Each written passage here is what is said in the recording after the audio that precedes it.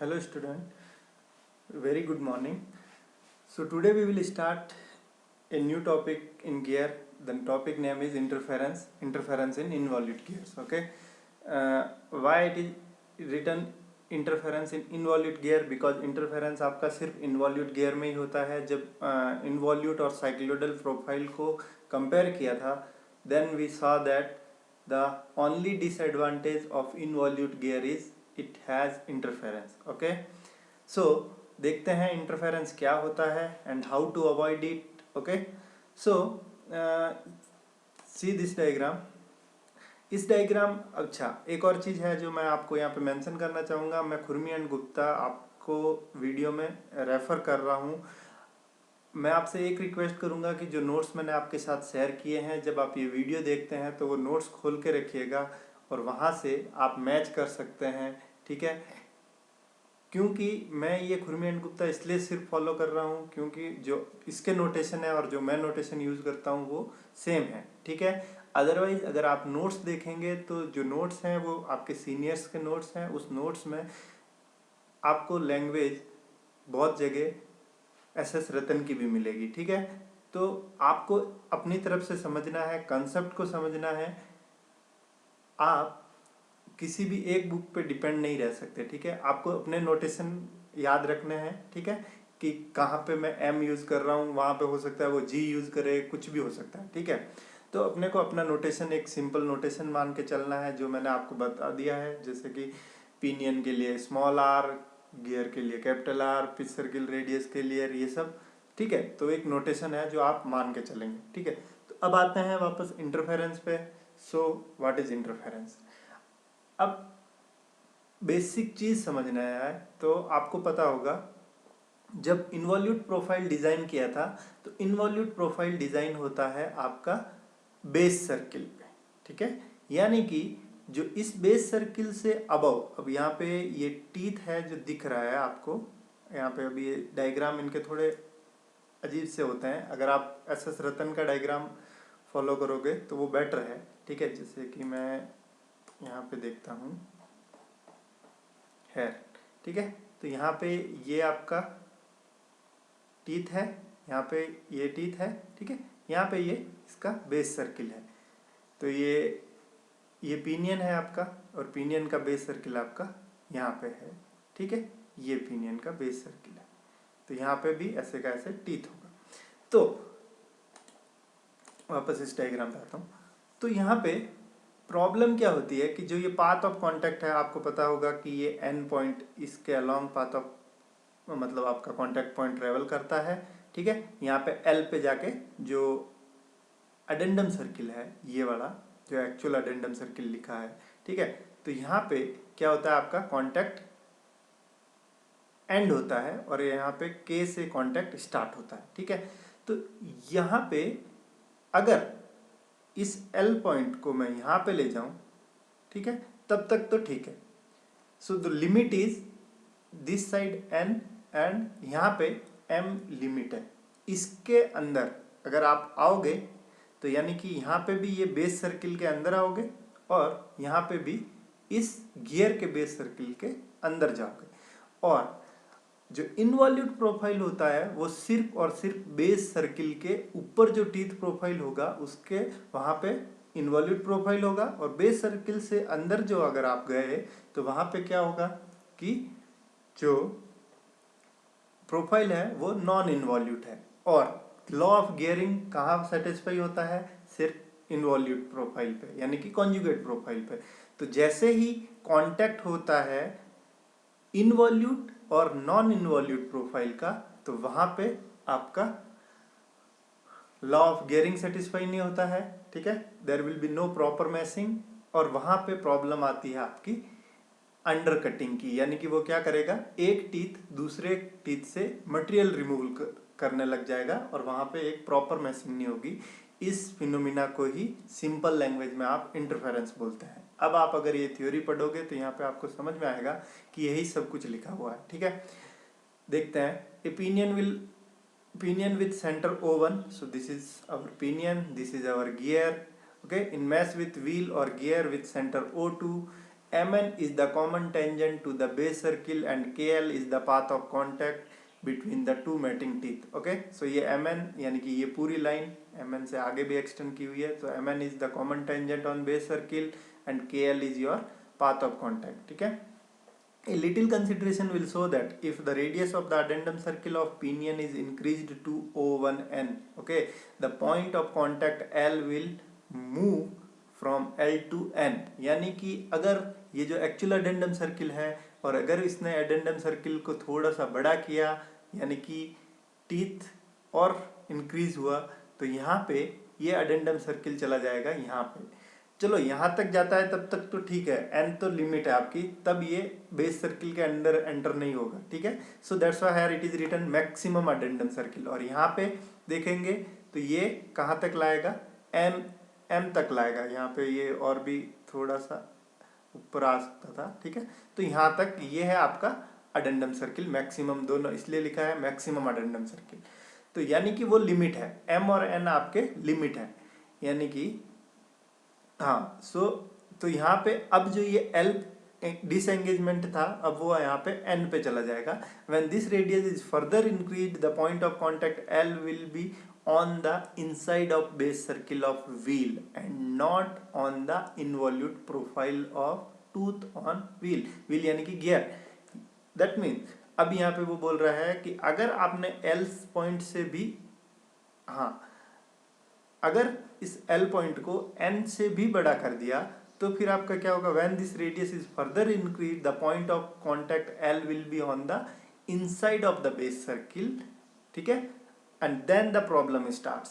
so अगर आप N से भी आगे जाते हैं तो फिर क्या होगा, the tip of the tooth on the pinion, जो pinion का टीथ है उसकी टिप यानी कि उसका and point will then undercut the tooth on the wheel at the root and remove part of the involute profile of tooth of the wheel। okay, this effect is known as interference. यानी कि जैसे ही non involute profile और involute profile का mating होगी वहां पे आपका अंडरकटिंग होगा। अंडरकटिंग यानी कि मटेरियल रिमूवल होगा और आपका उस फिनोमिना को आप बोलते हो इंटरफेरेंस। ठीक है, when the teeth are being cut. In brief the phenomena when the tip of tooth undercuts the root on its mating gear is known as interference. ठीक है, सेम ही थ्योरी थोड़ी सी अलग फॉर्म में आपको देखने को मिलेगी एस रतन में। ठीक है, जो कि आप पढ़ सकते हैं, वो भी बेटर है। बस मैं उसको इसलिए नहीं फॉलो कर रहा हूँ क्योंकि वहाँ पे नोटेशन थोड़े से अलग है। ठीक है, बेटर है वो भी, उसमें कोई दिक्कत नहीं है। तो यहाँ पे ये क्या लिखा है, if the radius of the addendum circle of the wheel increase. अच्छा, दूसरी तरफ बात की जाए तो ये अपन बात कर रहे थे पिनियन कैसे इंटरफेयर करेगा गियर के टीथ को। The same phenomena can be repeated अगर मैं M से अंदर एंटर कर जाऊं, यानी कि यहां से जो मेरा एंगेजमेंट पीरियड है, स्टार्टिंग ऑफ एंगेजमेंट पीरियड, अगर मैंने अडेंडम सर्किल किसका, गियर का यानी कि बड़े वाले व्हील का इंक्रीज किया, और ये जैसे कि ये एक्चुअल अडेंडम सर्किल है, now this is the increase addendum circle. तो what is the limit, you can come up to M point. M point is the limit. M से अगर ज्यादा बढ़ाया यानी कि O to M is the maximum possible radius of addendum circle, अगर आपको interference को अवॉइड करना है तो। So M is the limit. अगर O to M से रेडियस इसकी ज्यादा होती है then the problem will start, क्योंकि उस केस में जो गियर का टीथ है that will enter into the base circle, base circle के अंदर आ जाएगा, और बेस सर्किल के अंदर जो पिनियन पे टीथ कट हो रखा है उस पे बेस सर्किल के अंदर में आपकी कौन सी प्रोफाइल होगी, नॉन इन्वॉल्यूट प्रोफाइल। और जैसे ही नॉन इन्वॉल्यूट प्रोफाइल दिखेगी यानी कि गियर के टीथ पे इन्वॉल्यूट प्रोफाइल और जो पिनियन का टीथ मैसिंग कर रहा है उसके अगर बेस सर्किल के अंदर मैट होता है तो वो नॉन इन्वॉल्यूट प्रोफाइल होगी and then the interference will occur. Okay, so ये अब इफ द रेडियस, ये गियर के लिए लिख रहा है, if the radius of the addendum circle of the wheel, wheel यानी कि gear, increases beyond O to M then the tip of the tooth on the wheel will cause interference with the tooth on pinion. The points M and N are called interference point. Okay, so M and N आपके क्या है, interference point है, यानी कि limit है। Obviously, interference may be avoided if the path of contact does not extend beyond interference point. The limiting value of the radius of the addendum circle of the pinion is O1n and of the gear is O2m. Wheel की limiting addendum circle की radius है O2m and pinion की है O1n, ठीक है, जो अपन notation use कर रहे हैं वहां से। अब ये तो था कंसेप्ट ऑफ इंटरफेरेंस। अगर आपको नहीं समझ में आता है you can call me and you can message और आस्क, ओके। तो यहाँ पे ये कुछ डेरिवेशन है, maximum possible addendum circle radius, ठीक है, आप देख सकते हैं, देयर इज नथिंग कॉम्प्लिकेटेड है, ठीक है। इसके बाद में मैं नेक्स्ट जो इम्पोर्टेंट टॉपिक है वो है minimum number of teeth on the pinion in order to avoid interference. Very very important, ठीक है, प्रॉब्लम आता है फाइनल एग्जाम में इस पे, ठीक है। तो यहाँ पे एक चीज समझनी है, how to calculate the number of teeth on the pinion. इसका डेरिवेशन भी इंपॉर्टेंट है बहुत ही ज्यादा, और इस पे न्यूमेरिकल प्रॉब्लम भी बहुत ज़्यादा इंपॉर्टेंट है, ठीक है। इसमें मैं फिर से रिपीट करूंगा, इस चैप्टर में जो पाथ ऑफ कांटेक्ट के डेरिवेशन था वो भी बहुत ज़्यादा इंपॉर्टेंट था, और ये भी बहुत इंपॉर्टेंट है, ठीक है। तो यहाँ पे आपको क्या करना है, we have to calculate number of teeth on the pinion in order to avoid interference. Means what will be the maximum number of, means there should be minimum number of, exactly क्या होता है कि एक minimum number of teeth की requirement होती है to avoid interference, and वही अपन यहाँ पे कैलकुलेट करेंगे, ठीक है। सो आपको फिगर वही रेफर करना है, the limiting condition reaches when the addendum circle of pinion and wheel pass through the points N and M, okay. So अपन भी देखा था कि M और N पॉइंट जो है वो आपके लिमिटिंग पॉइंट है in order to avoid interference, ठीक है। तो ये सेम नोटेशन है जो अपन यूज कर रहे हैं, T number of teeth on pinion, capital T number of teeth on wheel और gear, M is the module of teeth, R is the pitch circle radius of pinion which we can write M into T by 2, okay, where the T will be small because the number of teeth on pinion, okay. In the same way G is equal to gear ratio capital T by T, or we can also write capital R by R, ठीक है। Phi is the pressure angle. Now from the triangle O1NP, O1NP ये कौन सा triangle है, तो अब इसके लिए जो फिगर रेफर कर रहा है ये वही फिगर रेफर कर रहा है जो अभी रेफर कर रहा था। तो मैंने ये फिगर है जो मैंने रखा हुआ है, तो वो कौन सा फिगर रेफर कर रहा है, O1, देखते हैं, O1NP, ठीक है, O1N एंड P, ये फिगर रेफर किया, ठीक है, O1NP। So in this triangle यहाँ पे ये बोल रहा है O1N square is equal to O1P square plus PN square minus 2 into O1P into PN cos O1PN। Exactly ये कॉस रूल लगा रहा है, ठीक है। ऐसा जरूरी नहीं है, अगर आप खुरमी मतलब SS रतन देखेंगे तो वहां पे उसने एक सिंपल एक्सप्रेशन यूज किया है, ठीक है, वो आप देख सकते हो। वहां पे सिर्फ है कि आपको चेंज करना पड़ेगा आपके notation in terms of ONP ये सब में, ठीक है, वहां पे वो कुछ अलग नोटेशन यूज किया है। तो इसके लिए मैं आपको बोलूंगा कि जो मैंने नोट्स आपके साथ शेयर किए हैं वो नोट्स उसी मतलब SS रतन के बेस पे डेरिवेशन है विथ नोटेशन फ्रॉम जो ये अपन फॉलो कर रहे हैं MT ये सब नोटेशन में, ठीक है। तो वो भी देख सकते हो और यहाँ से भी समझ सकते हो, कोई दिक्कत नहीं है। ये सिर्फ कॉस रूल यूज किया है, ठीक है। तो इस ट्राइंगल में कॉस रूल लगाया है, तो यहाँ पे देखोगे तो O1P आपका क्या है, pitch circle radius of pinion, ठीक है। नेक्स्ट PN क्या है, PN इज, ये अपन ने पहले ही निकाल चुके हैं, PN is capital R sine phi. ये जो गियर का, क्योंकि ये गियर की रेडियस है, this PN is R sine phi and O2n is R cos phi, capital R, ठीक है। तो इसलिए यहाँ पे ये O1n O1p आपका है R स्क्वायर, ये R sin phi whole square minus 2 into O1p R, Pn आपका capital R cos O1pn। And अगर ये आप देखोगे तो ये है cos, जो ये एंगल है वो है 90 डिग्री प्लस 5, ठीक है। देखते हैं O1pn,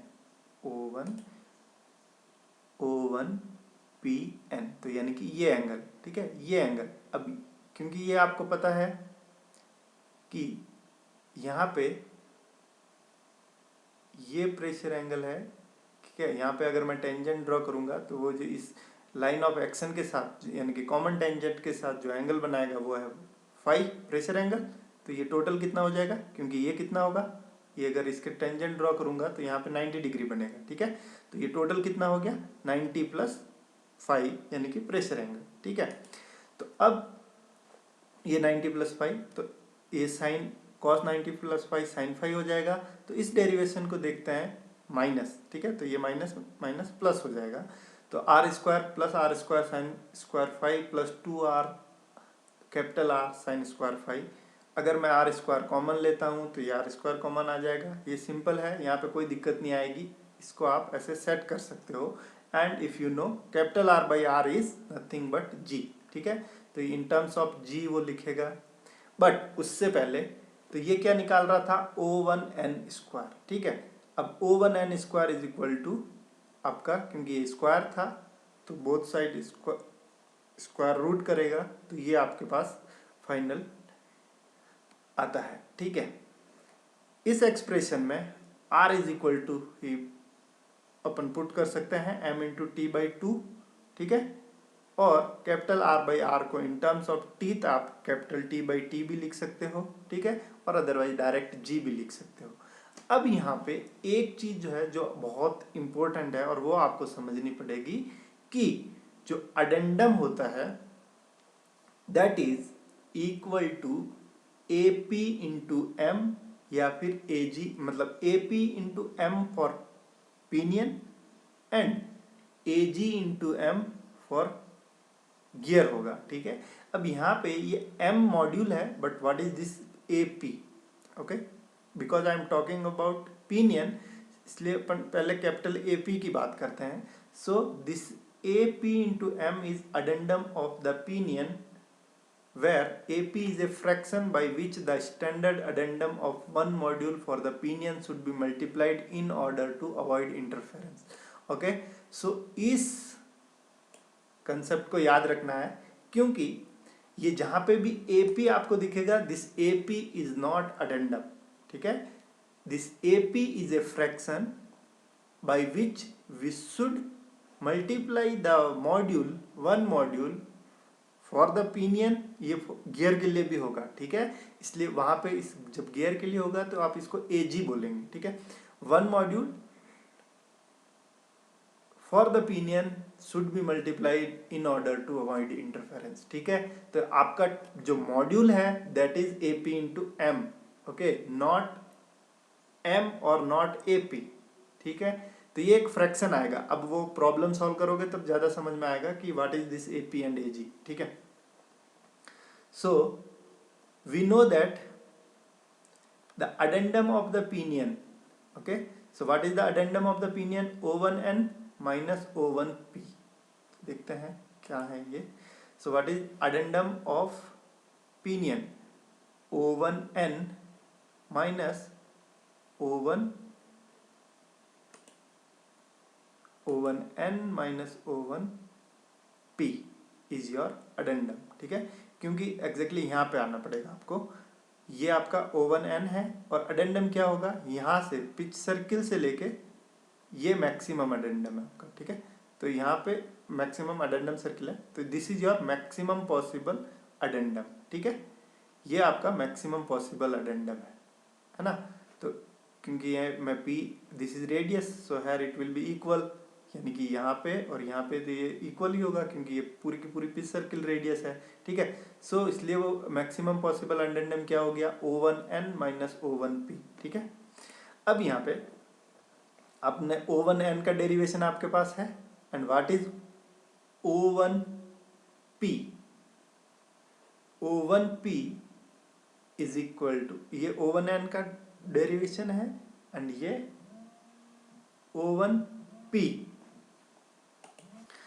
हाँ, तो O1N आपने अभी डेराइव किया है and O1P is nothing but radius of pitch circle, radius of pinion. So pitch circle radius of pinion we can write m into T, और ये आपका मैक्सिमम पॉसिबल अडेंडम है, ठीक है, A1AP इंटू m, ठीक है। ये आपका अडेंडम को ये लिख रहा है मैक्सिमम, जो मैक्सिमम पॉसिबल अडेंडम है। इन इसके बाद में अगर आप इंक्रीज कर दोगे अडेंडम को, then you will have interference, ठीक है।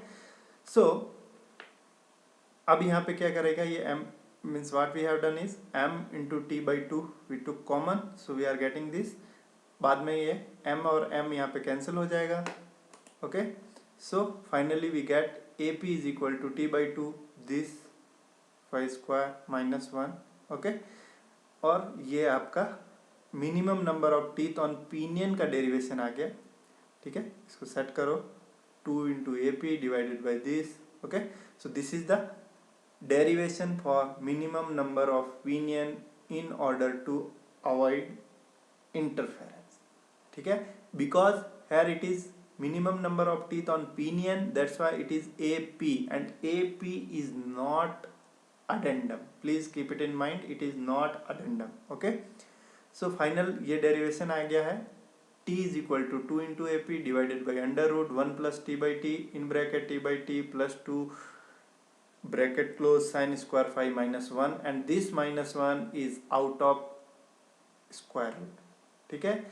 जैसे मैंने आपको बताया था पाथ ऑफ कांटेक्ट में मिस्टेक क्या होती है कि आप r sin 5 को अंडर ये स्क्वायर रूट के अंडर काउंट कर लेते हैं, ठीक है। इसी तरह यहाँ पे भी ये मिस्टेक हो सकती है, so please keep in mind this -1 is not under this square root, okay.